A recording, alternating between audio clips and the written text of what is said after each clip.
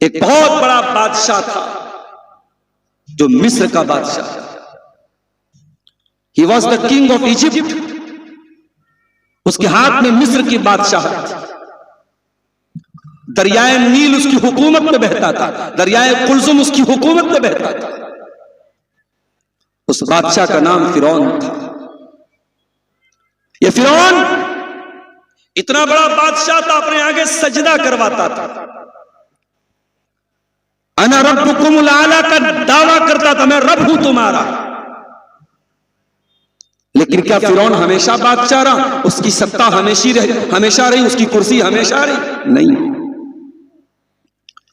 एक वक्त वो आया, मूसा अलैहिस्सलाम अपने साथियों को लेकर के जा रहे थे। फिरौन पीछा कर रहा था, सामने दरिया आ गया। मूसा अलैहिस्सलाम के साथी घबरा गए, कहने लगे, अरे मूसा तो हम पकड़ लिए जाएंगे, गिरफ्तार हो जाएंगे। मूसा अलैहिस्सलाम कहते, कल्ला इन्न मई रब्बी सयहदीन, मेरा रब जरूर मेरी मदद करेगा, मेरा रब जरूर मुझे कोई रास्ता दिखाएगा। फ़अौहैना इला मूसा अनिज़रिब बिअसाकल बहरा, हमने कहा है मूसा अपनी लाठी को पानी के ऊपर मार दो। मूसा अलैहिस्सलाम ने अपनी लाठी को पानी पे मारा। फ़कान कुल्लु फ़िरक़िन कत्तौदिल अज़ीम, समुंदर के दरिया के दो फट हो गए, दरिया में बीच में रास्ता बन गया। आज आपके मनिहारी से साहिबगंज जाने के लिए इतना बड़ा ब्रिज बन रहा है, कई साल से काम हो रहा है। पानी के अंदर पिलर खड़े करने पड़ते हैं, पानी के अंदर आसान काम तो नहीं है ब्रिज बनाना, बड़ा करोड़ों का सरमाया लगता है, तब जाकर के एक ब्रिज तैयार होता है। अल्लाह ताला अला कुल्ले शैइन कदीर है। दरिया को पार करने के लिए अल्लाह ने ब्रिज नहीं बनाया, अल्लाह ने दरिया को बीच में रोक दिया और बीच में रोड बन गई, बीच में रास्ता बन गया। पानी दोनों तरफ खड़ा हो गया और बीच में रोड बन गया और हजरत मूसा बड़े आराम से वो रोड क्रॉस कर गए। जैसे मूसा अलैहिस्सलाम रोड क्रॉस कर जाते हैं, उनके साथी क्रॉस कर जाते हैं। फिरौन अपने साथियों को लेकर के उसी रास्ते पे चला गया। अल्लाह ताला ने पानी के दोनों फटों को मिला दिया, दोनों तरफ के पानी के थप्पड़ों को अल्लाह ताला ने मिला दिया और फिरौन अपने लश्कर के साथ डूब गया। वही फिरौन जो अल्लाह का मजाक उड़ाता था, वही फिरौन जो मूसा अलैहिस्सलाम का मजाक उड़ाता था, वही फिरौन जो कहता था, ऐ हामान जरा सीढ़ी बना के ला, मैं जरा देखूं कि अल्लाह ताला कैसा है, मैं अल्लाह से बात करूं। वो अल्लाह का मजाक उड़ाता था। ये बात याद रखो, हर दौर के फिरौन को डूबना है। हर दौर के फिरौन की एक समय सीमा है, जिसके बहुत नारे लग रहे हैं, जिसके बहुत जयकारे लग रहे हैं, एक दिन आएगा उसको कुत्ता नहीं पूछेगा। हर दौर का फिरौन ये बात याद रखे, हर दौर के फिरौन के लिए अल्लाह ने किसी मूसा को तैयार किया। फिरौन डूब गया, सारी हुकूमत खत्म, सारा शासन खत्म, सारा प्रोटोकॉल खत्म। कम तरकू मिन जन्नातिन व उयून व ज़ुरूइन व मकामिन करीम व नामतिन कानू फीहा फाकिहीन। फिरौन चला गया, महल छोड़ के चला गया, बागात छोड़ के चला गया, अपने बहुत बड़े बड़े खजूरों के पेड़ छोड़ के चला गया, बड़ी बड़ी खेतियां छोड़ के चला गया। कज़ालिका व औरसनाहा कौमन आखरीन, महल आज भी है, खेती आज भी है, खजूरों के बागात आज भी है, मगर उनका मालिक फिरौन नहीं है, कोई और है, हमने किसी और को वारिस बना दिया। फमा बगत अलैहिमुस समाउ वल अर्दु वमा कानू मुनज़रीन। फिरौन मर गया और फिरौन के ऊपर कोई रोने वाला नहीं था, कोई आंसू बहाने वाला नहीं था। इसीलिए कहा जाता है, अरे मरो तो ऐसी मौत मरो कि चार लोग आंसू बहाया। मौत उसकी हुई जिसका करे जमाना अफसोस, यूं तो दुनिया में सभी आए हैं मरने के। फिरौन मर गया, खत्म हो गया, मगर फिरौन पर कोई आंसू बहाने वाला नहीं है मेरे प्यारे साहब।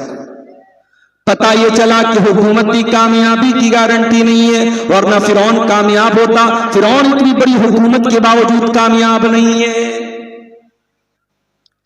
क्या बड़े बाप की औलाद होना, क्या किसी बहुत बड़े इंसान का बेटा होना, उसकी बेटी होना, क्या ये कामयाबी की गारंटी है? नहीं नहीं। 950 साल तक अल्लाह के दीन को फैलाने वाला पैगंबर, अल्लाह के दीन की तबलीग करने वाला नबी हजरत नूह अलैहिस्सलाम, उनका अपना बेटा कनान उनकी आंखों के सामने डूब गया। हजरत नूह बहुत कोशिश करते रहे अपने बच्चे को बचाने की, मगर अपने बेटे को बचा नहीं पाए। दुनिया में भी डूब गया और आखिरत में भी डूब जाएगा। हजरत नूह अलैहिस्सलाम अल्लाह ताला से कहते हैं, अय अल्लाह, तूने वादा किया था तू मेरे परिवार को बचाएगा, तू मेरी फैमिली को बचाएगा। इन्नबनी मिन अहली, अय अल्लाह, मेरा बेटा भी मेरे परिवार में से था, मेरे बेटे को तूने क्यों नहीं बचाया? अल्लाह ने फरमाया, इन्नहु अमलुन गैरु सालिह, ऐ नूह, तेरे बेटे का कैरेक्टर ठीक नहीं था, तेरे बेटे का अमल ठीक नहीं था, तेरा बेटा ईमान नहीं लाया था। इसका मतलब यह हुआ कि आपका बाप कौन है अल्लाह का ये मैटर नहीं करता। माफ कीजिएगा, शेरशाबादी बरादरी की तादाद यहां अल्हम्दुलिल्लाह बड़ी तादाद मौजूद है। मैं आपकी इस बरादरी और इस कौम की बड़ी इज्जत करता हूं। हमारे बनारस में अंसारी बरादरी के लोग बहुत ज्यादा है, कई खान बरादरी के लोग बहुत ज्यादा है। ये बिरादरी, ये टाइटल, ये सरनेम, अल्लाह ताला क्या इसकी कोई हैसियत नहीं है मेरे साथ। अल्लाह क्या ये नहीं पूछा जाएगा तेरी बिरादरी क्या थी? तू शेरशाबादी था कि तू सुरजापुरी था कि तू शेख था कि तू अंसारी था कि तू बिहार का था कि तू बंगाल का था? अल्लाह ताला क्या ये सरनेम और ये टाइटल नहीं पूछे जाएंगे। इन्ना अक्रमकुम इंदल्लाहि अत्काकुम, अल्लाह ताला क्या तुम्हारा तकवा काम देगा, तुम्हारे दिल में अल्लाह का कितना डर था वही काम देगा। यहां नूह अलैहिस्सलाम का अपना बेटा नहीं बच पाया और शायर कहता है, बगावत पर हो आमादा, बगावत पर हो आमादा, तो डूबे नूह का बेटा, बगावत पर हो आमादा, तो डूबे नूह का बेटा। यहां नामो नसब की बरतरी से कुछ नहीं होता। आपका खानदान अल्लाह के आपको नहीं बचाएगा, आपकी बिरादरी अल्लाह के आपको नहीं बचाएगी। तो पता यह चला, न दौलत कामयाबी है, न शोहरत कामयाबी है, न हुकूमत कामयाबी है, न बड़ा खानदान कामयाबी है। ऐ अल्लाह, फिर कामयाबी है क्या? कामयाबी किस चीज का नाम है? आओ अल्लाह से सवाल करते हैं। सूरह आल इमरान की आयत नंबर 185 में अल्लाह फरमाता है, कुल्लु नफ्सिन ज़ाइक़तुल मौत, हर नफ्स को मरना है, हर जानदार को मरना है। बाप को भी मरना है, बेटे को भी मरना है। बाप नहीं जानता कि पहले वो मरेगा और बेटे उसके मरने का शोक मनाएंगे, गम मनाएंगे, या पहले बेटा मर जाएगा और बेटे के जाने का वो दुख उठाएगा। हम तो ये भी नहीं जानते। अरे ये तो बड़ी दूर की बात है, कब मरेगा? कुरान क्या कहता है, वमा तदरी नफ्सुन बिअय्यि अर्दिन तमूत, तुम कब मरोगे ये तो छोड़ दो, तुम कहां मरोगे, कौन सी जगह मरोगे? इसी कटिहार के घसिया घाट के मौलाना अब्दुल बासित रमजान में चंदा करने केरल गए, साउथ इंडिया गए और ट्रेन पर चढ़ते हुए गिर गए और रेलवे की पटरी पर गिरे, हार्ट अटैक आया, इंतकाल हो गया। आप बिहार के कटिहार के इलाके के हैं, मगर मौत साउथ इंडिया में हो रही है। हैदराबाद से हज उम्रा करने लोग गए, पूरी 17 लोगों का परिवार गया, एयरपोर्ट पर फोटो भी खिंचवाया, वहां मक्के में पहुंचे, तवाफ भी किया, सारा अरकान अदा किया। मक्का से मदीना जा रहे थे, लग्जरी बस्ती, आरामदेह बस्ती, आराम से एसी चल रहा है, आराम से सो रहे हैं। सामने से डीजल का टैंकर आता है और बस डीजल के टैंकर में टकरा जाती है और बस के सारे मुसाफिर जलकर खाक हो जाते हैं, ऑन द स्पॉट मर जाते हैं। 17 लोगों का परिवार भी उसमें मारा जाता है, बाप भी मर गया, बेटा भी मर गया, दादा भी मर गया, पोता भी मर गया, छोटे छोटे बच्चे भी इंतकाल कर गए। अल्लाह कहता है वमा तदरी नफ्सुन बिअय्यि अर्दिन तमूत, तुम नहीं जानते तुम कहां मरोगे। जिसकी जहां मौत लिखी रहती है, मौत उसको लेके वहां जाती है। हमारे एक दोस्त थे मुंबई में, उत्तर प्रदेश के रहने वाले थे, मौलाना अब्दुल रहमान सलफी। 2-3 साल पहले का वाकया है। मुंबई में एक मस्जिद में इमामत कराते थे, पूना में उनका प्रोग्राम था। उनके साथ साथ शेख शमीम फौजी का भी प्रोग्राम था। दोनों लोग पूना जाते हैं। प्रोग्राम खत्म हो गया। मौलाना अब्दुल रहमान ने शेख शमीम फौजी से कहा, मौलाना मुझे सुबह फजर की नमाज पढ़ानी है, मदरसे में पढ़ाना है, स्कूल में पढ़ाना है, मुझे मुंबई जाना पड़ेगा। मौलाना ने कहा रात बहुत हो गई है, मैं नहीं जाऊंगा, आप चले जाइए। उन्होंने जिद किया कि नहीं आप चलिए मेरे साथ, मैं अकेले नहीं जाना चाहता। मौलाना ने कहा मेरा मन घबरा रहा है, मैं रात में नहीं जाऊंगा। वहां से शेयरिंग टैक्सी चलती है। अब्दुल रहमान सलफी साहब ने टैक्सी, जो शेयरिंग टैक्सी चलती है, वो टैक्सी का उन्होंने किराया दिया। उसमें 5-6 लोग जो टैक्सी में बैठते हैं, सारे लोग बैठे।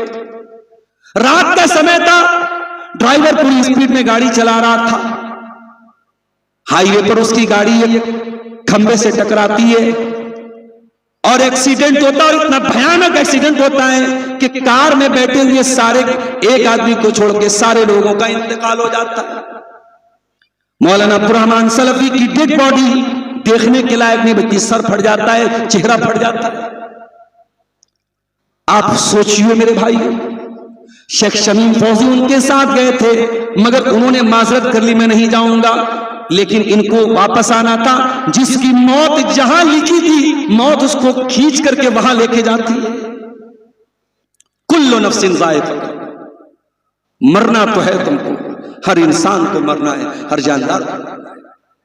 कब मरना है नहीं मालूम, कहां मरना है नहीं मालूम, मरने का बहाना क्या होगा नहीं मालूम। अच्छा खासा इंसान मर जाता है, कई सालों से बिस्तर पड़ा हुआ इंसान चलता रहता है। कई घरों में देखा गया बाप बीमार है, बाप अभी बिस्तर पड़ा है, बाप के मरने के पहले बेटा मर जाता है। इसी कटिहार में एक जगह, एक गांव में लोगों ने बताया, छोटा बच्चा था, हाईवे पर खेल रहा था, गाड़ी आई, उसको एक्सीडेंट कर गई, बच्चा ऑन द स्पॉट मर गया। तो मौत को इससे कोई मतलब नहीं है। आपके माँ बाप आपके जाने के बाद कितना रोएंगे, आपकी बीवी का क्या होगा, आपके बच्चों का क्या होगा, आपके बिजनेस का क्या होगा, आपकी नौकरी किसको मिलेगी, आपकी कमी किसको खलेगी। मौत को इससे कोई मतलब नहीं। कुल्लु नफ्सिन ज़ाइक़तुल मौत, हर नफ्स को मौत का मजा चखना है। लेकिन ऐ मेरे बंदो, कहीं तुम्हारे दिमाग में ये गलतफहमी न जन्म ले ले कि मरने के बाद तो काम खत्म हो जाएगा। वमा तदरी, फरमाया कुल्लु नफ्सिन ज़ाइक़तुल मौत व इन्नमा तुवफ़्फ़ौना उजूरकुम यौमल क़ियामा। तुम जो भी अमल करके जाओगे, अच्छा अमल करोगे या बुरा अमल करोगे, उसका पूरा पूरा बदला तुमको क़यामत के दिन चुकाना पड़ेगा। नेक अमल करोगे, फमन यामल मिस्काला ज़र्रतिन खैरन यरा, क़यामत के दिन उसको भी अपने सामने देख लोगे। वमन यामल मिस्काला ज़र्रतिन शर्रन यरा, जर्रा बराबर तुमने पाप किया होगा, गुनाह किया होगा, चाहे बंद कमरे में किया हो, चाहे माँ बाप के सामने किया हो, चाहे माँ बाप की गैर मौजूदगी में किया हो, चाहे अपने उस्ताद के सामने किया हो, चाहे अपने उस्ताद की गैर मौजूदगी में किया हो, चाहे लाइट ऑन करके किया हो, चाहे लाइट ऑफ करके किया हो, जो भी तुमने गुनाह किया है तुम्हारे सामने आएगा और क़यामत के दिन तुमको पूरा पूरा बदला दिया जाएगा। फमन ज़ुज़िया अनिन नार, अब जरा गौर से सुनना दिलारपुर वालों, कामयाबी क्या है अल्लाह बयान कर रहा है। फमन ज़ुज़िया अनिन नारी व उदखिलल जन्नत फ़क़द फ़ाज़, जो जहन्नम की आग से बच जाएगा, हाय हाय, जो जहन्नम की आग से बच जाएगा और जो जन्नत में चला जाएगा वही कामयाब होने वाला है। फमन ज़ुज़िया अनिन नार, जिसको जहन्नम की आग से बचा लिया जाएगा, वह उदखिलल जन्नता, और जिसको जन्नत में दाखिल कर दिया जाएगा, फ़क़द फ़ाज़, वही कामयाब होने वाला है। अल्लाह की कसम मेरे भाइयों, ये जलसे जो हो रहे हैं और इन जलसों में पढ़ने वाले छोटे छोटे बच्चों की तालीम के लिए जो आपसे पैसे लिए जा रहे हैं, ये इसी कामयाबी के लिए आपको तैयार किया जा रहा है, कोई और मकसद नहीं है। आप जहन्नम की आग से बच जाएं और जन्नत में दाखिल हो जाएं, यही मकसद है इन मदरसों का, यही मकसद है इन जलसों का, यही मकसद है इन तकरीरों का। फमन ज़ुज़िया अनिन नारी, आप गरीब हैं, आपके पास ढंग का कपड़ा नहीं, ढंग का मकान नहीं, लेकिन अल्लाह ताला कल क़यामत के दिन अगर आपको जहन्नम की आग से बचा ले और जन्नत में दाखिल कर दे, फ़क़द फ़ाज़ा, तो आप कामयाब हैं।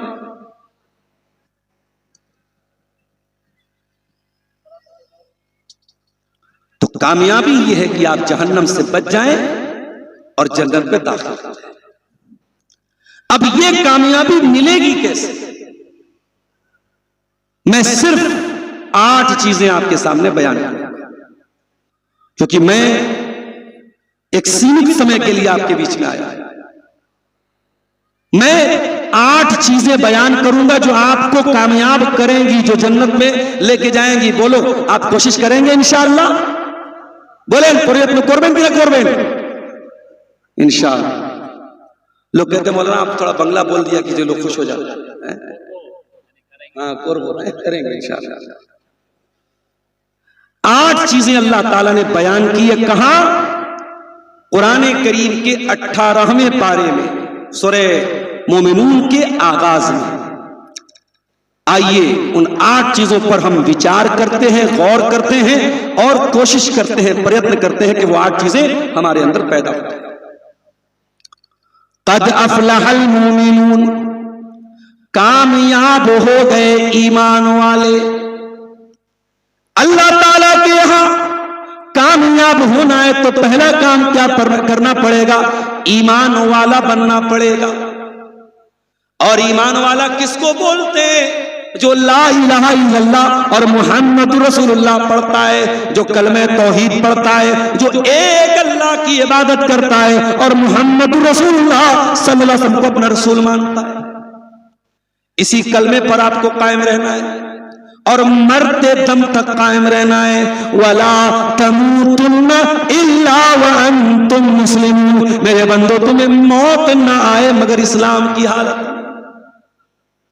मेरे प्यारे साथियों, आज दुनिया की मोह माया में पड़ के शायद ईमान की वैल्यू आपको पता ना हो, और शायद कभी आपको ऐसा लगता हो जैसे कोई हिंदू है, जैसे कोई सिख है, जैसे कोई ईसाई है, वैसे हम मुसलमान हैं, हमारा एक मजहब है, उनमें और हमें कोई अंतर नहीं है। मेरे प्यारे साथियों, ये ईमान कितनी बड़ी दौलत है, शायद आपको इसका अंदाजा नहीं है।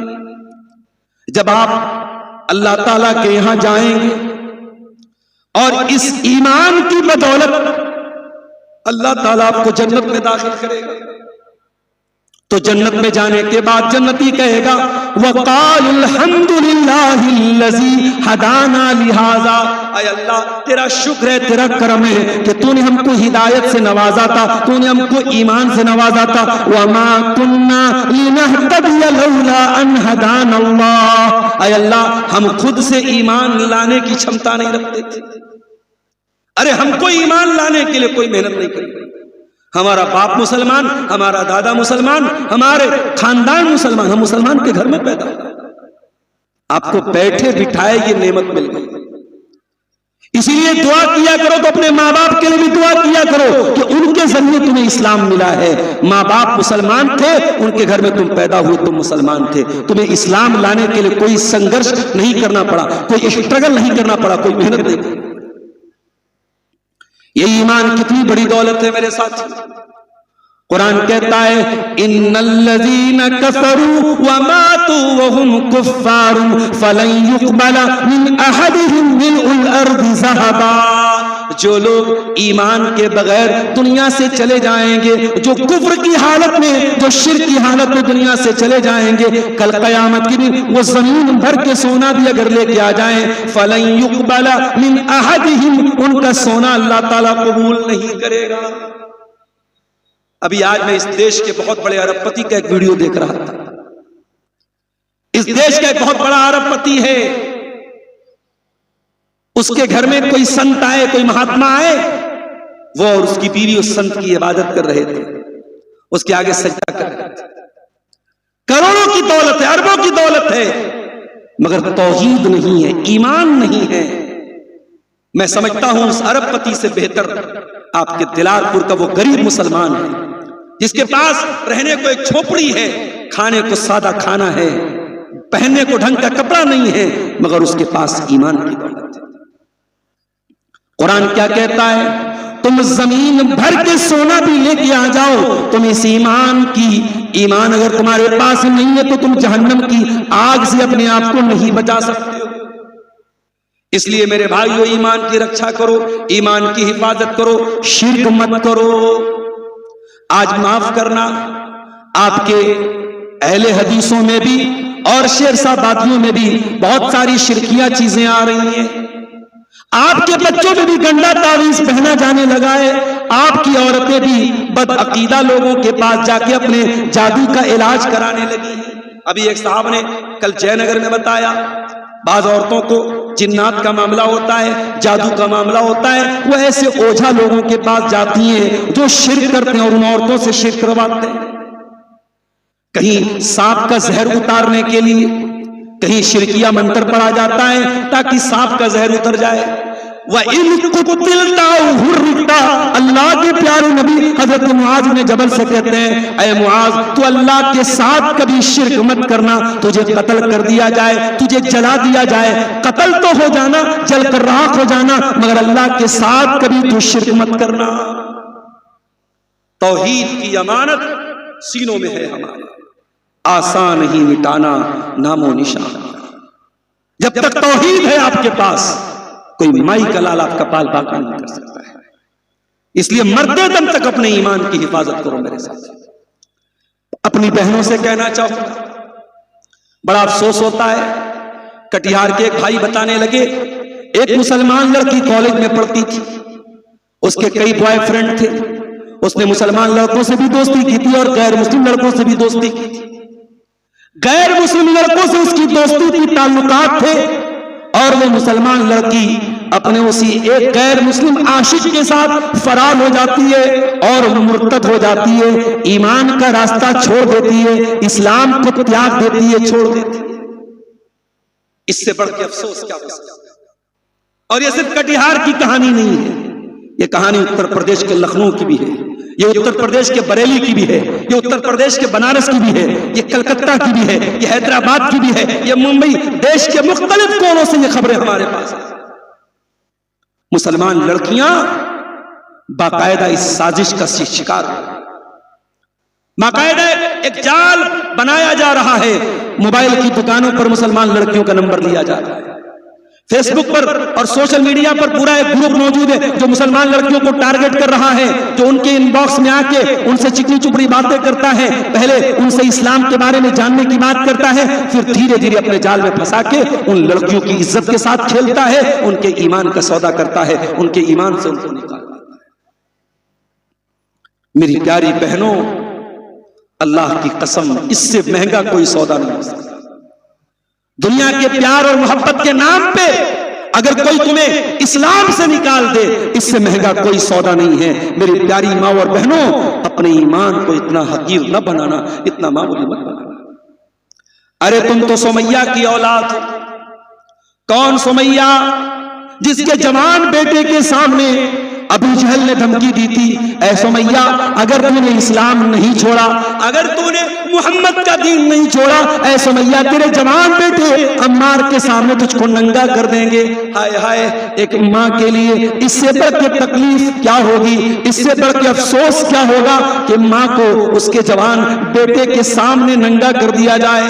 मगर ऐ सुमैया तेरे ईमान का क्या कहना, तेरी इस्तिकामत का क्या कहना, तेरे जज्बे का क्या कहना। सुमैया ने नंगा हो जाना गवारा कर लिया, दर्दनाक तरीके से शहीद हो जाना गवारा कर लिया, मगर सुमैया ने अपने ईमान का सौदा न किया, अपने दीन का सौदा न किया। मेरी प्यारी बहनों, इस ईमान की हिफाजत करो। क़द अफ़लहल मुमिनून, कामयाब हो गए ईमान वाले। अगर ईमान नहीं है तो आप कामयाब नहीं हो सकते, पहली कंडीशन है ईमान वाले बनो। और ऐ दिलारपुर के लोगों, एक और बात कान खोल के सुन लो, अपने ईमान के साथ साथ अपनी आने वाली नस्लों के ईमान की भी चिंता करो, अपने बच्चों के ईमान की भी चिंता करो। कहीं ऐसा ना हो रोजी रोटी के चक्कर में तुम ऐसी जगह अपने बच्चों को ले जाके बसा दो जहां आपके बच्चे मुशरिक हो जाएं, शिर्क करने वाले हो जाएं, तौहीद को छोड़ दें, ईमान को छोड़ दें। अपनी आने वाली नस्लों के ईमान की भी चिंता करो, अपनी बेटियों के ईमान की भी फिक्र करो, अपने बेटों के ईमान की भी फिक्र करो। इब्राहिम खलीलुल्लाह अल्लाह की बारगाह में दुआ करते हैं, व जुनूबनी व बनिया अन नाबुदल असनाम, ऐ अल्लाह तो मुझे भी शिर्क से बचा और मेरे आने वाले मेरे बच्चों को, मेरी आने वाली नस्लों को भी तो शिर्क से बचा। तो कामयाबी की पहली सीढ़ी क्या है? ईमान वाले। और आगे बढ़िए, अल्लज़ीना हुम फी सलातिहिम खाशिऊन, कामयाब लोगों की दूसरी पहचान, जब वो नमाज पढ़ते हैं अपनी नमाज में वो कंसंट्रेशन करते हैं, फोकस करते हैं, अपनी नमाज में खुशी और खुजू इख्तियार करते हैं। अल्लज़ीना हुम फी सलातिहिम खाशिऊन, वो अपनी नमाज में अल्लाह से डरते हैं। और हम लोग नमाज कैसे पढ़ते हैं? अल्लामा इकबाल ने बड़ी सच्ची बात कही, मैं जो सर बसजदा हुआ कभी तो जमीन से आने लगी ये सदा, मैं जो सर बसजदा हुआ कभी तो जमीन से आने लगी सदा, तेरा दिल तो है सनम आशना तुझे क्या मिलेगा नमाज में। नमाज में आज हमारा दिल नहीं लगता, हमारा दिल कहीं, दिमाग कहीं, ख्याल कहीं। अपनी नमाज में खुशी और खुशू पैदा करो मेरे प्यारे से। हजरत आयशा नमाज पढ़ रही थी, उनका भतीजा उनसे मिलने आया, कासिम बिन मोहम्मद अपनी फूफी से मिलने आया। देखा फूफी जान नमाज पढ़ रही है और नमाज की हालत में सूरह तूर की तिलावत कर रही हैं और सूरह तूर की आयत पढ़ रही हैं, फमन्नल्लाहु अलैना व वक़ाना अज़ाबस्समूम, अल्लाह ताला का हम पर करम हुआ। जब जन्नती जन्नत में जाएंगे तो कहेंगे अल्लाह ताला का हम पर करम हुआ कि अल्लाह ने हमको जहन्नम की आग से बचा लिया। हजरत आयशा इसी आयत को पढ़ती चली जा रही है, रोती चली जा रही है, पढ़ती चली जा रही है, रोती चली जा रही है। उनका भतीजा कहता है मैं फूफी से मिलने आया था, मैंने देखा फूफी इसी आयत को पढ़ रही है, मैं वहां से चला गया, मैं बाजार चला गया और बहुत देर के बाद मैं वापस लौटा। मैं क्या देखता हूं, मैं जब वापस आया मेरी फूफी जान उसी हालत में नमाज में खड़ी है और उसी आयत को पढ़ के रोती चली जा रही है और दोहराती चली जा रही है, फमन्नल्लाहु अलैना व वक़ाना अज़ाबस्समूम। एक हमारी नमाज, हम तो नमाज भी ऐसे पढ़ते हैं जैसे एहसान करते हैं।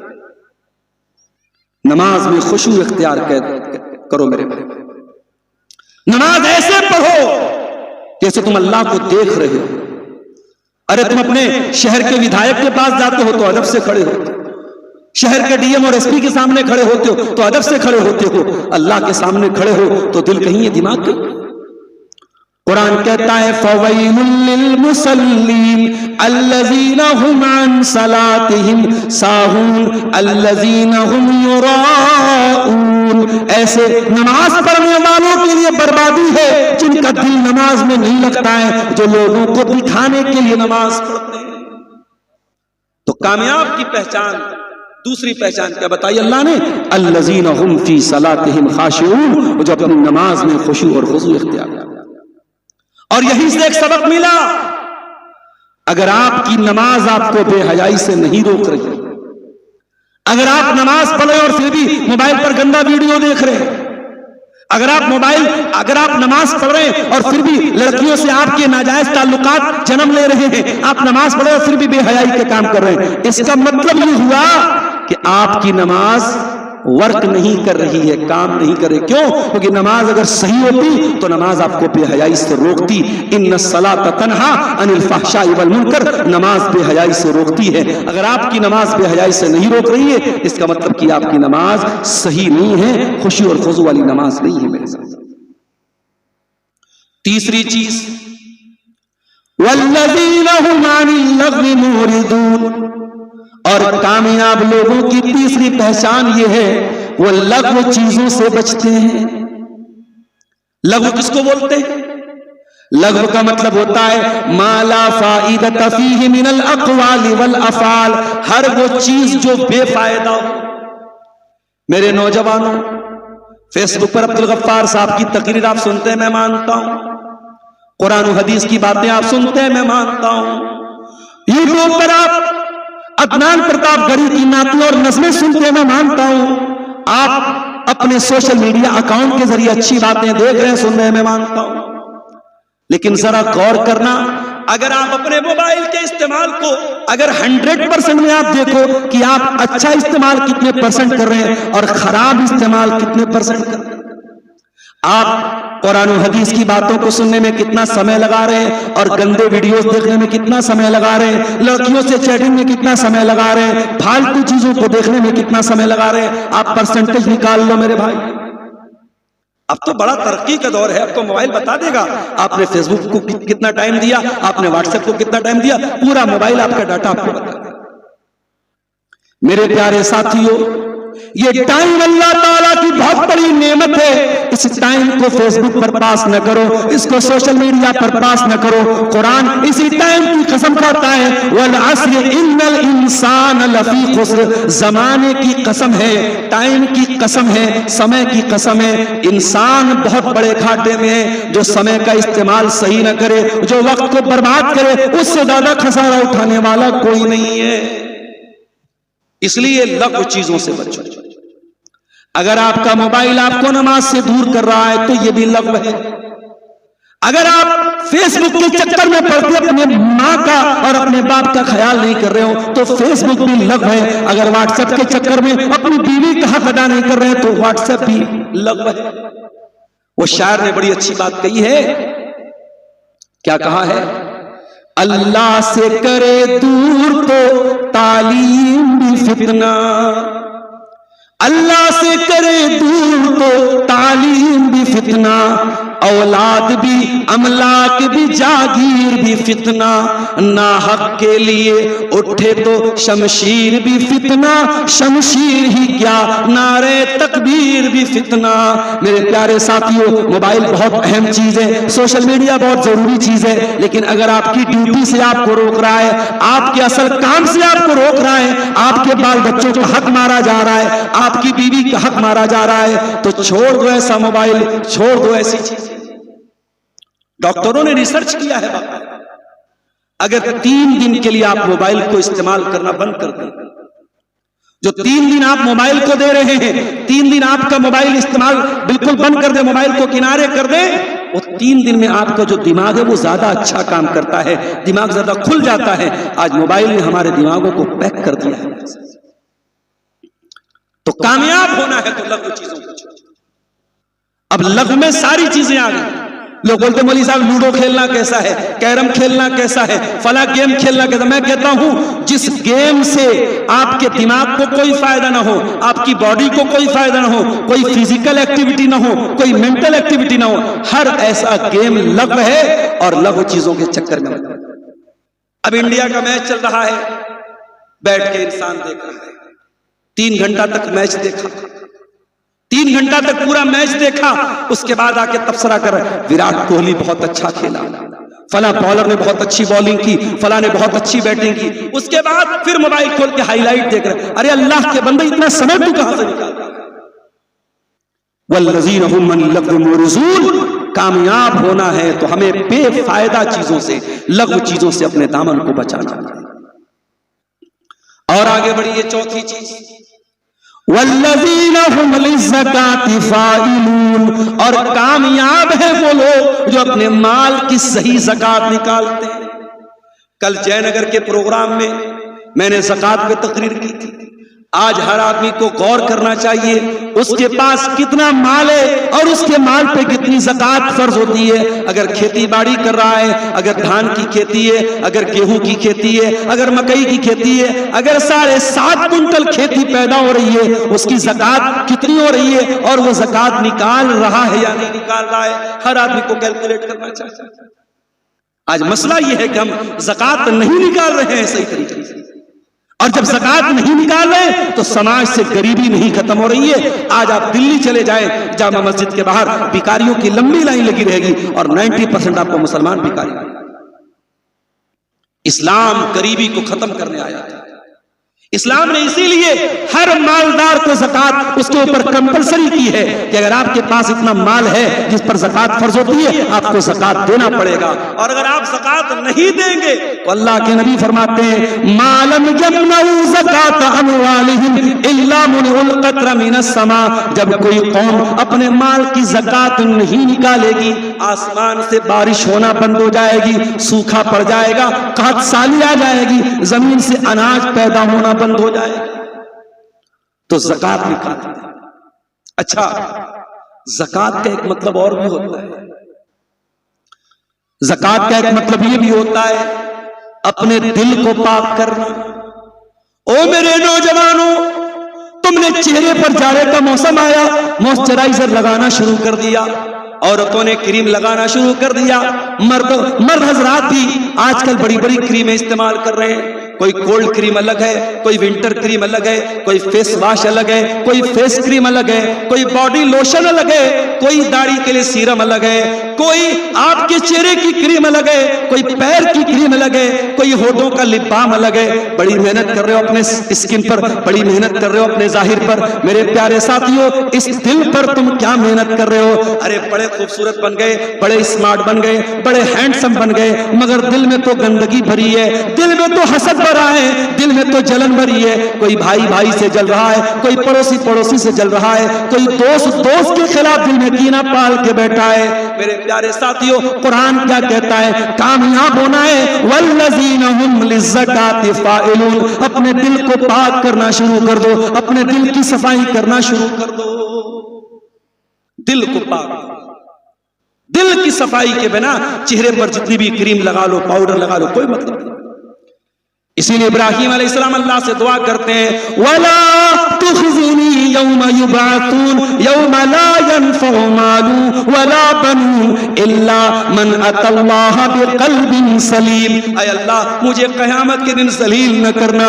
ऐ अल्लाह, मुझे क़यामत के दिन रुसवा मत करना। ऐ अल्लाह, क़यामत के दिन न माल काम आएगा, न औलाद काम आएगी, इल्ला मन अतल्लाह बिक़ल्बिन सलीम। क़यामत के दिन तो वही कामयाब होगा जो साफ सुथरा दिल लेकर के आएगा।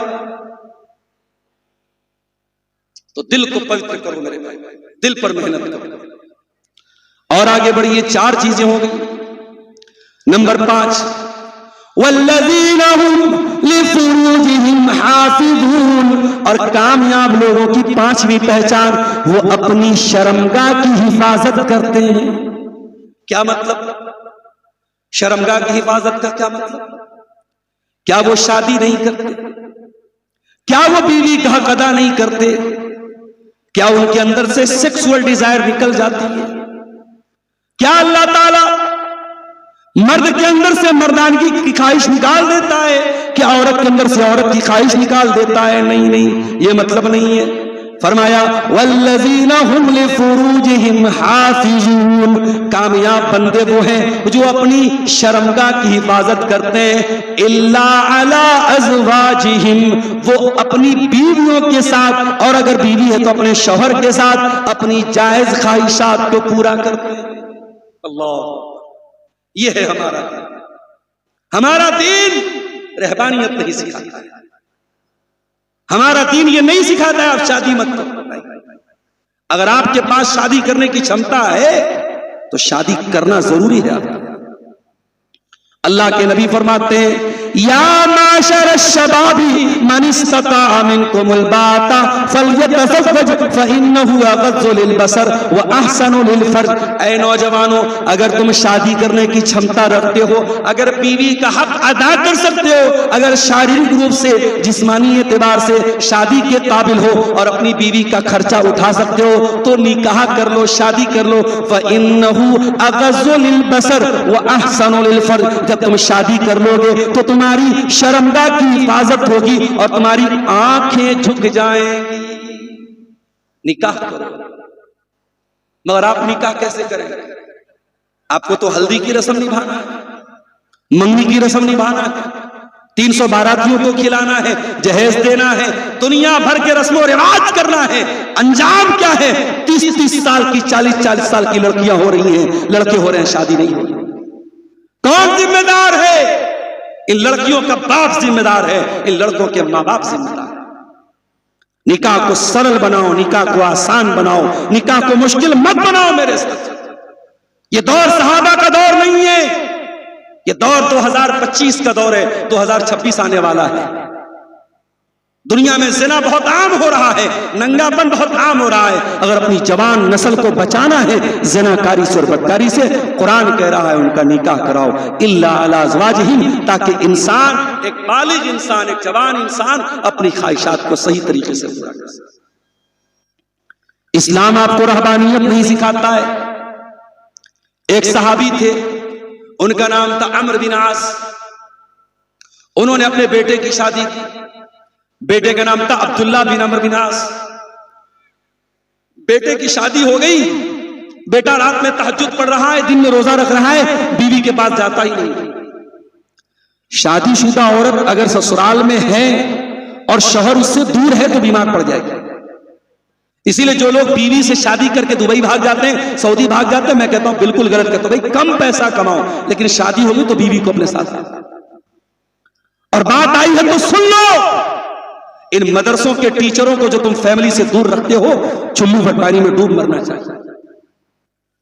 अरे जब तुम अपने मस्जिद के इमाम के लिए कमरा बनाते हो तो एक फैमिली क्वार्टर क्यों नहीं बनाते हो, ताकि वो इमाम अपनी फैमिली के साथ रह सके। माफ करना, बहुत सी बातें मैं खुल के बयान नहीं कर सकता, मगर समाज में बहुत सारी जो घटनाएं होती है उसके जिम्मेदार भी हमारा। इन मदरसों के टीचरों को फैमिली से क्यों दूर रखा जा रहा है? इन मस्जिदों के इमामों को क्यों फैमिली से दूर रखा जा रहा है? शादीशुदा इंसान अपनी बीवी से दूर रहेगा तो बहुत सारे मसले खड़े होंगे, और आज मसले खड़े हो रहे हैं। इसलिए अल्लाह के नबी फरमाते हैं, शादी करो, शादी को आसान करो। और जब निकाह हो जाए तो कुरान क्या कहता है? लितस्कुनु इलैहा, ताकि मियां बीवी एक दूसरे से सुकून हासिल करें, सुकून हासिल करें। ज़िना करने वाला कभी सुकून नहीं पाएगा, हराम रिलेशनशिप रखने वाला, नाजायज ताल्लुकात बनाने वाला कभी सुकून नहीं पाएगा। उसकी इच्छाएं तो पूरी हो जाएंगी, लेकिन अल्लाह ताला उसके दिल को कभी सुकून नहीं देगा। मेरे भाइयों, अगर सुकून है तो निकाह के अंदर है, ज़िना के अंदर कभी सुकून नहीं हो सकता। तो कुरान क्या कह रहा है? कामयाब वो लोग हैं जो अपनी शर्मगाह की हिफाजत करते हैं। मेरी प्यारी माँ बहनों, अगर आपको पर्दे का हुक्म मिला है, इसी शर्मगाह की हिफाजत के लिए मिला है। अगर आपको यह हुक्म दिया गया है कि बगैर महरम के सफर मत करो, तो इसी शर्मगाह की हिफाजत के लिए मिला है। अगर भाभी से कहा गया कि देवर के साथ तन्हाई न इख्तियार करे, तो इसी शर्मगाह की हिफाजत के लिए हुक्म मिला है। अगर साली से कहा गया कि जीजा के साथ तन्हाई इख्तियार न करे, तो इसी शर्मगाह की हिफाजत के लिए हुक्म मिला है। वल्लज़ीना हुम लिफुरूजिहिम हाफिज़ून, कामयाब है वो लोग जो अपनी शर्मगाह की हिफाजत करते हैं। इल्ला अला अज़वाजिहिम औ मा मलकत अयमानुहुम, हाँ अपनी बीवी के साथ अपनी ख्वाहिश पूरी कर सकते हैं। और पहले के जमाने में जब गुलामी चलती थी, गुलाम होते थे, लौंडी होती थी, तो लौंडी के साथ भी ताल्लुकात बनाना जायज था। अब वो दौर खत्म, लिहाजा उस पर बात नहीं करना है। फमन इब्तगा वरा ज़ालिका फउला उलाइका हुमुल आदून, जो हराम तरीके से अपनी ये ख्वाहिश पूरी करेगा अल्लाह ताला के वो बागी। अब यहां एक मसला और याद आता है। एक इंसान शादीशुदा है, बीवी के साथ रहता है, बीवी का हक अदा करता है, बच्चों का हक अदा करता है, इस पर भी उसको सवाब मिलेगा। अल्लाह के नबी ने फरमाया तुम अपनी बीवी को जो लुकमा खिलाते हो उस पर भी तुमको सवाब मिलेगा। लिहाजा मेरे भाइयों, अपनी बीवियों के लिए लॉयल बनो, अपनी बीवियों के लिए वफादार बनो, अपनी बीवियों के साथ कभी गद्दारी न करना। कोई औरत अपने शौहर के साथ बेवफाई न करे, कोई मर्द अपनी बीवी के साथ बेवफाई न करे। अपने जोड़े के लिए, अपने शौहर के लिए, अपनी बीवी के लिए लॉयल बनो, वफादार बनो और कहीं और मुंह मारने की कोशिश मत करो। कुरान कहता अगर कोई और नाजायज तरीका अपनाएगा वो अल्लाह ताला के यहाँ मुजरिम माना जाएगा। 5 चीजें हो गई, 3 चीजें और बयान करनी है, उसके बाद 5-10 मिनट में थोड़ा सा आप हजरात से गुजारिश करूंगा कि इस मदरसे के लिए दारुल हदीस नाम मदरसा दारुल हदीस, इस मदरसे के लिए आप मेरे हाथ पे जो लोग मुझसे मोहब्बत करते हैं, अकीदत रखते हैं, मेरे बयानात को सुनते हैं और सीमांचल के जलसों में हाजिर होते हैं, उनसे बड़े अदब से गुजारिश करूंगा तकरीर खत्म करने के बाद कि वो आएंगे और जो भी उनको इस मदरसे के लिए ताउन करना है, 1000 10,000 जो भी उनको ताउन करना है मेरे हाथ पे करते हुए जाएंगे। मैं तकरीर खत्म करने के बाद 10 मिनट इस मकसद के लिए आपके सामने बैठूंगा। चूंकि मदरसे के चंदे ही का प्रोग्राम है, आप इस मकसद को भी सामने रखेंगे। बहुत अहम टॉपिक पर बात चल रही है, कामयाब बंदों की क्या पहचान है। हमने 5 चीजें आपके सामने बयान की। ईमान वाले, नमाज में खुशू इख्तियार करने वाले, लघु चीजों से बचने वाले, ज़कात अदा करने वाले और अपनी शर्मगाह की हिफाजत करने वाले। अब 3 चीजें और बयान करके फिर मैं आपसे इजाजत ले लूंगा। आप हजरात के ताउन को हासिल करने के बाद मैं यहां से चला जाऊंगा। वल्लज़ीना हुम लिअमानातिहिम, और कामयाब है वो लोग जो अमानत में खयानत नहीं करते। अमानत का क्या मतलब है? अब्दुल गफ्फार साहब ने आपसे 1 लाख रुपया आपने उनको दिया कि मौलाना साहब आप बड़े अच्छे आदमी हैं, 1 लाख रुपया ले लीजिए और मैं 1 महीने के बाद आपसे वापस ले लूंगा। और 1 महीने के बाद आप मेरे पास आए, शेख साहब वो 1 लाख रुपया मैंने आपको दिया था, मुझे वापस कीजिए। मैं कहूंगा अरे यार क्या बताऊं, बड़ी मुसीबत आ गई थी, मैंने 1 लाख रुपया खर्च कर दिया। ये अमानत में खयानत हो गई। एक अमानत में खयानत ये भी है और एक अमानत में खयानत ये भी है कि आपको कोई पद दिया जाए, कोई ओहदा दिया जाए, कोई कुर्सी दी जाए और आप अपनी कुर्सी के साथ, अपने ओहदे के साथ, अपने पद के साथ नाइंसाफी करें। आप मदरसे के सेक्रेटरी हैं और आप मदरसे की तालीम पर ध्यान न दें, आप मस्जिद के मुतवल्ली हैं और आप खुद 5 टाइम के नमाजी न हो, आप किसी चीज के जिम्मेदार हैं और आप उसकी जिम्मेदारी को अदा न करें, तो ये भी मेरे प्यारे साथियों अमानत में खयानत। और जब बात अमानत की निकली है तो कान खोल के सुन लो, बाप के सर पर भी एक अमानत है। अगर आप बाप हैं, आपके बच्चे और बच्चियां हैं, तो आपको अपने बच्चों के बारे में भी हिसाब देना पड़ेगा। अल्लाह के नबी फरमाते हैं कुल्लुकुम राइउन व कुल्लुकुम मसऊलुन अन रइयतिही, तुम में से हर आदमी जिम्मेदार है और उसकी जिम्मेदारी के बारे में सवाल होगा।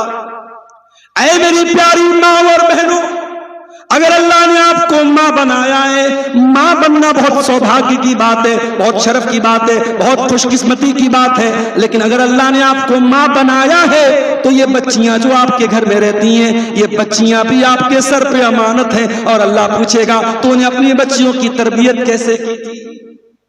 जलसे में आ रही हैं आपकी जवान बेटी भी आपके साथ आ रही है, आपने अपनी बेटी को एक बार भी नहीं बोला ऐ मेरी बेटी तू जवान हो चुकी है, तू जलसे में जा रही है, तुझे पर्दा करना चाहिए, तुझे अपना चेहरा ढांप के चलना चाहिए। आपने अपनी बेटी को पर्दा नहीं कराया, आपने अपनी बेटी को मेकअप करा के, सजा करके, सवार के, सबके सामने ओपन करके आप अगर जलसे में लेके आ रही हैं, शादी में लेके जा रही हैं, कहीं प्रोग्राम में लेके जा रही हैं, तो कान खोल के सुन लो मेरी प्यारी माँ बहनों, आप भी अमानत में खयानत कर रही हैं। बाप भी अमानत, बाप के सर पे भी अमानत है, मां के सर पे भी अमानत है। अगर कामयाब बनना है तो अमानत को अदा करना पड़ेगा मेरे साथ। वल्लज़ीना हुम लिअमानातिहिम, कामयाब लोग अपनी अमानत को अदा करते हैं। व अहदिहिम राऊन, और कामयाब लोगों की सातवीं पहचान ये है कि वो वादे के पक्के होते हैं, जो वादा कर देते हैं, जो कमिटमेंट कर देते हैं, अपने कमिटमेंट को पूरा कर देते हैं। जान चली जाए मगर उनकी जबान न जाए, अपनी जबान के पक्के होते हैं। जबान के पक्के बनो, वादा खिलाफी मत करो मेरे साथ। नबी अकरम सहाबा के साथ इस्लाम की पहली लड़ाई लड़ने जा रहे हैं। दुश्मन की तादाद 1000 है, सहाबा की तादाद 313 है। एक आदमी को 3 का मुकाबला करना है, एक के मुकाबले में 3 लोग हैं, 313 का मुकाबला 1000 से। अल्लाह के नबी बड़ी टेंशन में, बड़ी चिंता में, अल्लाह से दुआ करते हैं, अल्लाहुम्मा इन तोलिक हाज़िहिल इसाबता लन तुबदा फिल अर्ज़ी। ऐ अल्लाह, अगर ये मुट्ठी भर मुसलमान हलाक हो गए, ये 313 अगर हलाक हो गए, ऐ अल्लाह, फिर रूए जमीन पर तेरा नाम लेने वाला कोई नहीं होगा, तेरा कलमा पढ़ने वाला कोई नहीं होगा।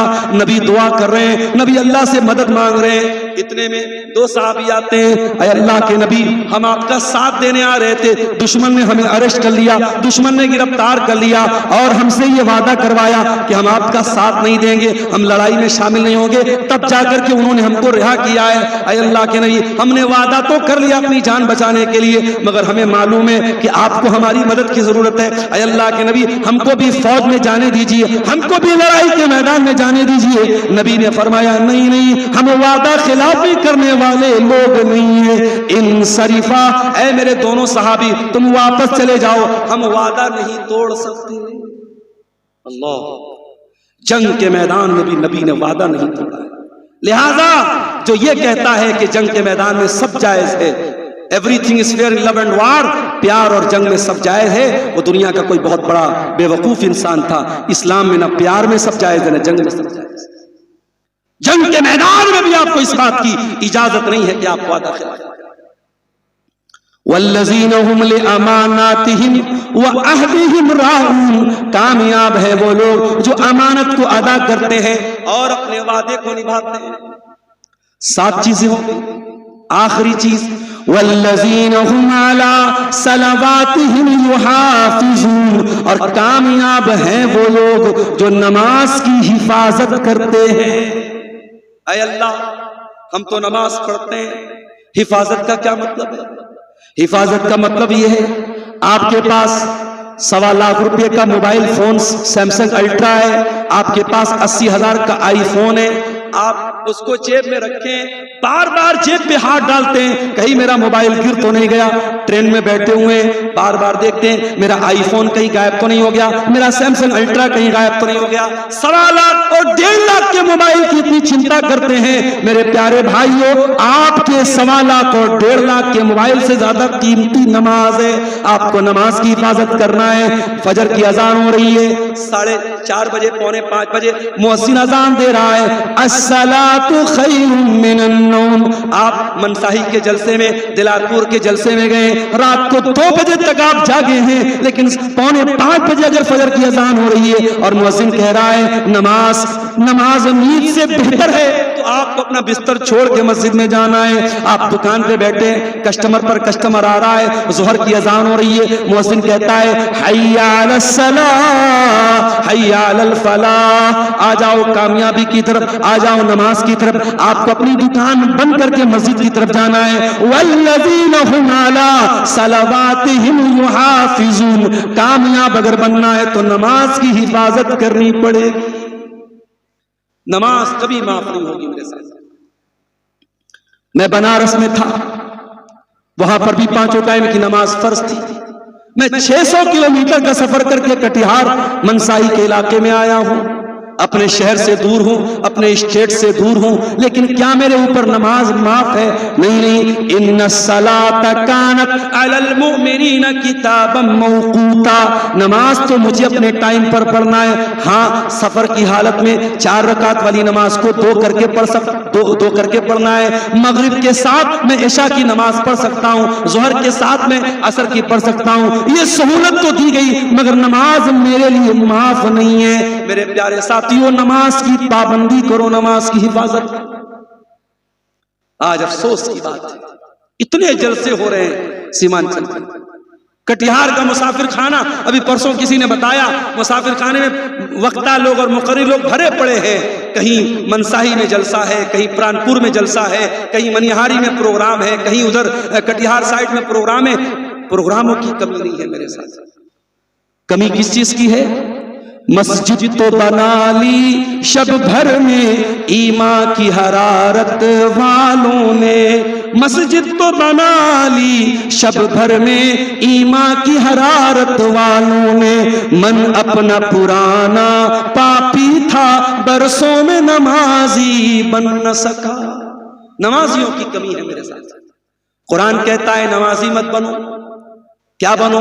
वल्लज़ीना हुम अला सलवातिहिम युहाफिजून, नमाज की हिफाजत करने वाले बन जाओ। नमाज की इतनी चिंता तुम्हें हो जाए कि एक टाइम की नमाज भी अगर छूट जाए तो ऐसा दिल को महसूस हो कि कुछ छूट गया, कुछ मिस हो गया। ये 8 चीजें हो गई।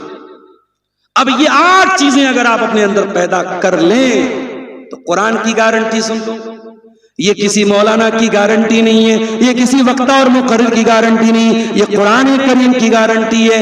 उलाइका हुमुल वारिसून अल्लज़ीना यरिसूनल फिरदौस। ये 8 चीजें अगर आपने अपने अंदर पैदा कर ली तो आप जन्नतुल फिरदौस के वारिस बन जाएंगे। हुम फीहा खालिदून, और जन्नत में हमेशा आप रहेंगे। जन्नत में भी बहुत सारे क्लास हैं और जन्नत में जो सबसे हायर क्लास है, जो सबसे आला दर्जा है, वो जन्नतुल फिरदौस है। और ये दर्जा उसको मिलेगा जो 8 चीजें पैदा करेगा, वही कामयाब होने वाला है। मेरे प्यारे साथियों, कुरान करीम की सूरे मोमिनून की आयत नंबर 1 से लेकर के 11 तक घर जाना, कुरान खोलना और फिर पढ़ना और गौर करना कि इन 8 चीजों में कितनी चीजें हमारे अंदर हैं। हम ईमान वाले हैं कि नहीं हैं? हम नमाज में खुशी और खुजू वाले हैं कि नहीं हैं? हम लग़्व और बेकार चीजों से बचने वाले हैं कि नहीं हैं? हम ज़कात अपने माल की अदा कर रहे हैं कि नहीं कर रहे हैं? हम अपनी शर्मगाह की हिफाजत कर रहे हैं कि नहीं कर रहे हैं? हम अमानत के पक्के हैं कि नहीं हैं? हम वादे के पक्के हैं कि नहीं हैं? और हम अपनी नमाजों की हिफाजत करने वाले हैं या नहीं? अगर ये 8 चीजें आपके अंदर हैं तब तो आप कामयाब हैं। और अगर ये 8 चीजों में अगर आप कमजोर हैं तो फिर मेरे प्यारे साथियों, हमें और आपको इन 8 चीजों पर मेहनत करने की जरूरत है और इन 8 चीजों को हम अपने अंदर पैदा करने की जरूरत है। अब एक आखिरी बात बयान करके मैं बात खत्म करूंगा, क्योंकि लगभग जो है 12:40 हो रहे हैं। एक आखिरी बात, कामयाबी की ये पहचान आपने सीखी, लेकिन आप ये अपने दिल पे हाथ रख के बताइए कि आज हम में से हर इंसान किसको कामयाबी समझ रहा है? दुनिया की दौलत, दुनिया की शोहरत, दुनिया के नाम के पीछे इंसान भाग रहा है, क्यों? कुरान ने उसकी भी वजह बताया। असली कामयाबी को छोड़ के नकली कामयाबी के पीछे भागने वालों, उसका रीजन क्या है? फरमाया वमल हयातुद दुनिया इल्ला मताउल गुरूर। जिस दुनिया के चक्कर में पड़ के तुम अल्लाह की कामयाबी को भूल के बैठे हो, वो दुनिया तो धोखा है, धोखा।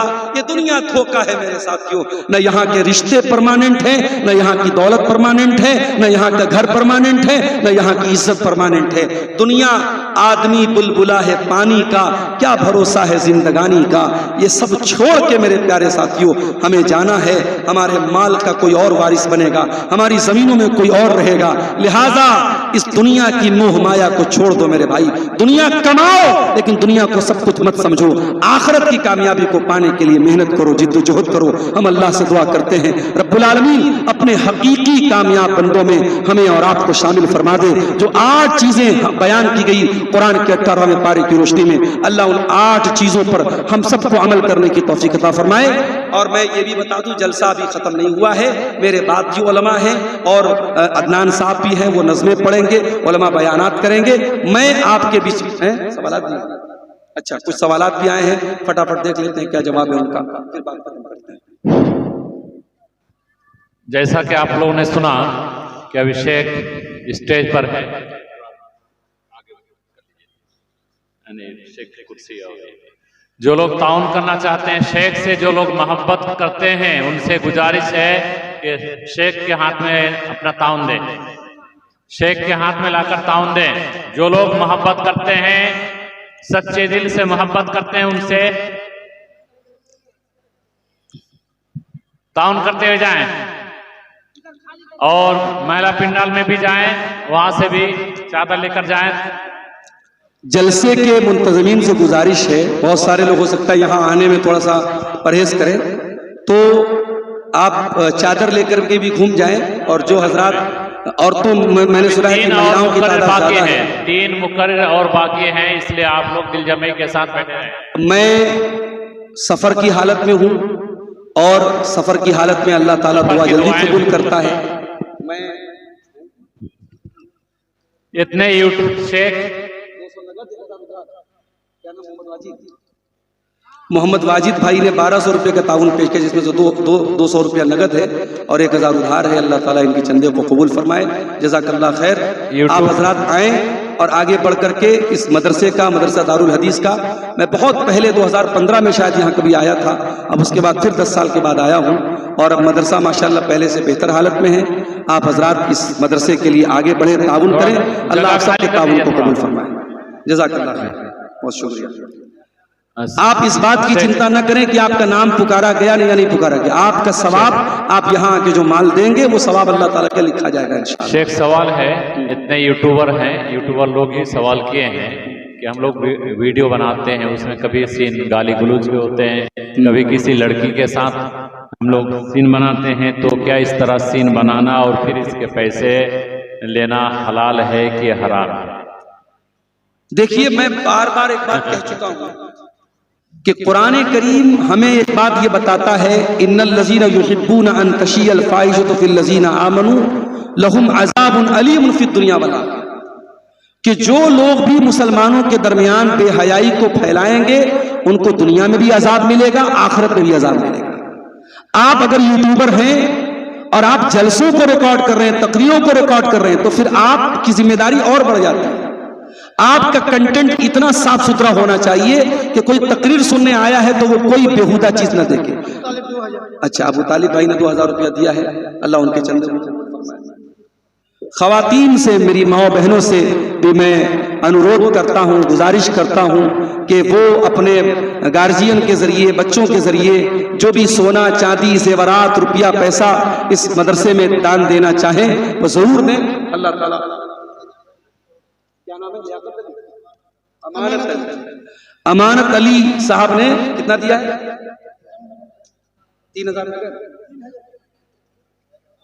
3000 नगद दिया है, 2000 बाकी दिया है।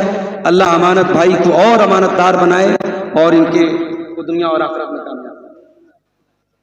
इब्राहिम भाई कितना है? हम ही को गिनना पड़ेगा। 5 नहीं है पूरा, 2 3 3500। इतना बड़ा नाम इब्राहिम अलैहिस्सलाम, 3500 रुपया दे रहे आप? 5 पूरा। इब्राहिम साहब है, हमारे बुजुर्ग हैं, चाचा हैं, इन्होंने 5000 रुपये का ताउन पेश किया है। अल्लाह इनके चंदे को कबूल फरमाए। आप हजरात आगे। कुल्लु मुहदतिन बिदअह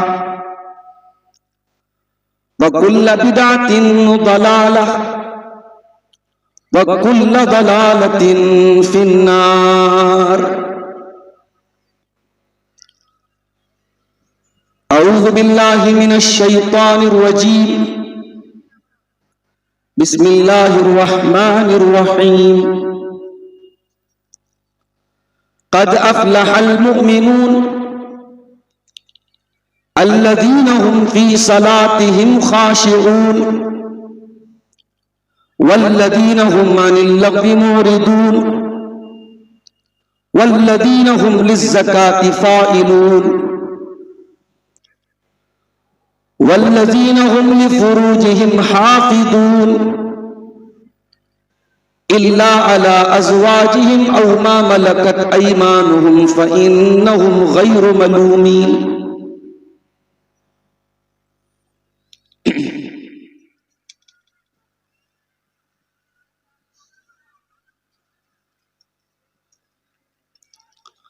कर लूंगा जमा दौलत ज़र, उसके बाद क्या? कर लूंगा जमा दौलत ज़र, उसके बाद क्या? ले लूंगा शानदार सा घर, उसके बाद क्या। शेरो सुखन की खूब सजाऊंगा महफिलें, शेरो सुखन की खूब सजाऊंगा महफिलें, दुनिया में होगा नाम मगर उसके बाद क्या। मौज आएगी तो सारे जहां की करूंगा सैर, मौज आएगी तो सारे जहां की करूंगा सैर, वापस वही पुराना नगर उसके बाद क्या। एक रोज मौत जीस्त का दर खटखटाएगी, एक रोज मौत जीस्त का घर खटखटाएगी, बुझ जाएगा चराग़े कमर उसके बाद क्या। उठी थी खाक खाक से मिल जाएगी वहीं, उठी थी खाक खाक से मिल जाएगी वहीं, फिर उसके बाद किसकी खबर उसके बाद क्या। सदर मोहतरम, उलमाए किराम, शुअराए इज़ाम, बुजुर्गों और दोस्तों, नौजवान साथियों, माओ और बहनों, प्यारे बच्चों, दिलारपुर मनसाही के आज के इस प्रोग्राम में आप हजरात के बीच में तकरीबन 11:30 बजे स्टेज पर बुलाया गया है। आमतौर से सीमांचल के जलसों में 12 बजने के बाद नंबर आता है, लेकिन मेरा अपना जाती तौर पे अगर आप मेरी पसंद पूछें, अगर मुझे इख्तियार दिया जाए कि कौन सा टाइम इस तरीके के जलसे और प्रोग्राम में सबसे बेहतरीन टाइम, तो मैं ये समझता हूं कि 11, 11:30 बजे का टाइम सबसे बेहतरीन टाइम है। ये वो टाइम है जिस वक्त आप की आंखों में अभी नींद का खुमार नहीं है। आप मेरी बातों को बहुत गौर से सुन सकते हैं, समझ सकते हैं, और अगर मैं कोई पैगाम देना चाहूं तो वो पैगाम यहां से आप ले। दुआ है अल्लाह रब्बुल आलमीन से, बड़ी खूबसूरत ये महफिल आपने सजाई है। सीमांचल और आसपास के उलमा के अलावा उत्तर प्रदेश की धरती से आपने एक मुकर्रिर को और 2 शुअरा को भी बुलाया है। अल्लाह आपकी इस हाजिरी को, इस मजलिस को शर्फ कबूलियत बख्शे और हम सबको कहने सुनने से ज्यादा अमल की तौफीक अता फरमाए। मेरे भाइयों, आज के दौर में हर इंसान अगर किसी चीज का तलबगार है, किसी चीज का मुतलाशी है, किसी चीज की धुन है इंसान को, तो वो है कामयाबी। दुनिया में कोई भी ऐसा नहीं है जो नाकाम होना चाहता है। आप जिस फील्ड में भी हैं, टीचर हैं, मुकर्रिर हैं, शायर हैं, मजदूर हैं, कारोबारी हैं, किसी भी फील्ड में आप अपनी फील्ड में, अपने मैदान में कामयाब होना चाहते हैं, सफल होना चाहते हैं, सक्सेसफुल होना चाहते हैं। सवाल यह है कि कामयाबी किस चीज का नाम है? क्या अगर एक इंसान के पास दौलत बहुत ज्यादा है तो वो कामयाब है? अगर वाकई में दौलत ये कामयाबी की जमानत होती तो कारून से बड़ा कामयाब कौन? इन्ना कारून कान मिन कौम मूसा फबगा अलैहिम, ये कारून हजरत मूसा अलैहिस्सलाम की कौम में से था, बहुत पैसे वाला था। व आतैनाहु मिनल कुनूज़ि मा इन्न मफातिहहु लतनू बिल उस्बति उलिल कुव्वा, उसके खजानों की चाबियां बड़े बड़े पहलवानों की एक जमात बड़ी मुश्किल से उठाती थी। इतनी दौलत थी कारून के पास। दौलत तो थी, लेकिन दौलत के साथ तकब्बुर था, दौलत के साथ अहंकार था, दौलत के साथ गुरूर था, दौलत के साथ गरीबों पर अत्याचार था, दौलत के साथ ईमान नहीं था, दौलत के साथ लोगों के साथ हमदर्दी नहीं थी। अंजाम क्या हुआ? फखसफना बिही व बिदारिहिल अर्द, हमने कारून को जमीन में धंसा दिया, कारून भी जमीन में धंसा दिया गया, कारून का महल भी जमीन में धंसा दिया गया। वमा कान लहू मिन फियतिन यंसुरूनहु मिन दूनिल्लाह, और जब अल्लाह का अजाब आया तो दुनिया की कोई शक्ति, कोई ताकत ऐसी नहीं थी जो कारून की रक्षा कर सके, जो कारून की हिफाजत कर सके। तो ये प्रूफ हुआ, ये साबित हुआ कि दौलत एक कामयाबी की गारंटी नहीं है। चलो एक कदम और आगे बढ़ते हैं। बिहार में इलेक्शन हुआ, कोई जीत गया, कोई हार गया। जीतने वालों को जीतने की खुशी, हारने वालों को हारने का गम, किसी को सत्ता पाने का सुख, किसी को सत्ता ना पाने का दुख। मेहनत तो सबने की, किसी को सत्ता मिली, किसी को नहीं मिली, लेकिन क्या हम ये कह सकते हैं कि जिसको हुकूमत मिल गई है वो कामयाब है? ये तो बिहार का एक छोटा सा स्टेट है,